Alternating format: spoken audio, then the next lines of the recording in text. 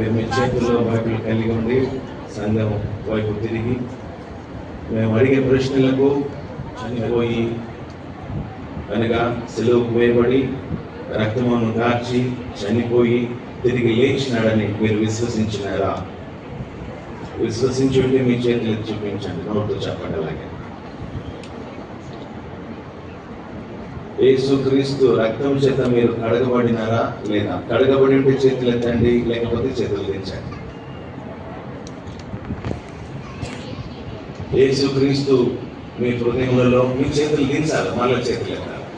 యేసుక్రీస్తు ప్రభుల వారిని మీ హృదయములో స్వీకరించిన తరువాత మీరు సంపూర్ణమైన సమాధానం పొందినారా?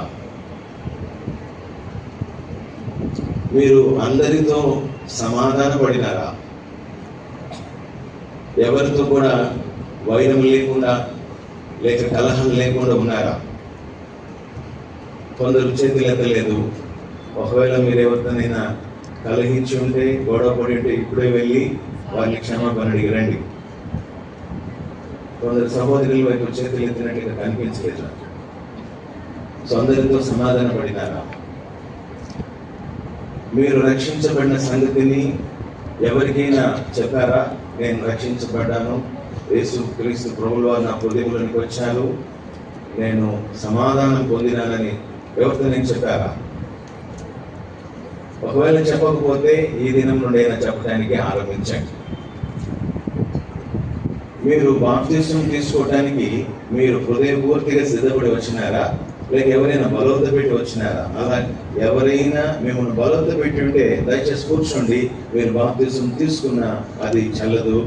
మీరు నిజంగా సిద్ధపడి వచ్చి ఉంటేనే బాప్తిసం తీసుకోవటానికి అర్హులు. అలాంటి వారే చేతులకు చూపించండి. సిద్ధపడినటువంటి వారు మాత్రమే చేతులకు చూపించండి. మీరు బాప్తిసం తీసుకున్న తర్వాత అనేకులు మిమ్మల్ని భయపడతారు. శ్రమలు ఎందుకు వచ్చాయి? అందుకు వచ్చాయని. అందుకొరకైతే రావు. నేను స్థిరపరచడానికి శ్రమలు రావచ్చు. నేను స్థిరపరచడానికి శ్రమలు వచ్చినప్పుడు క్రీస్తు కొరకై సాక్షిగా నిలుస్తావా, లేకపోతే తప్పిపోతావా?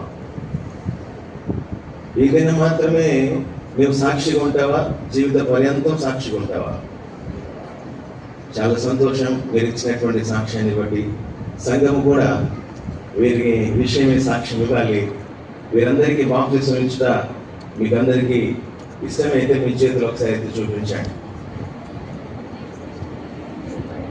చాలా సంతోషం మీరు ఇచ్చిన సాక్ష్యం మేరకు.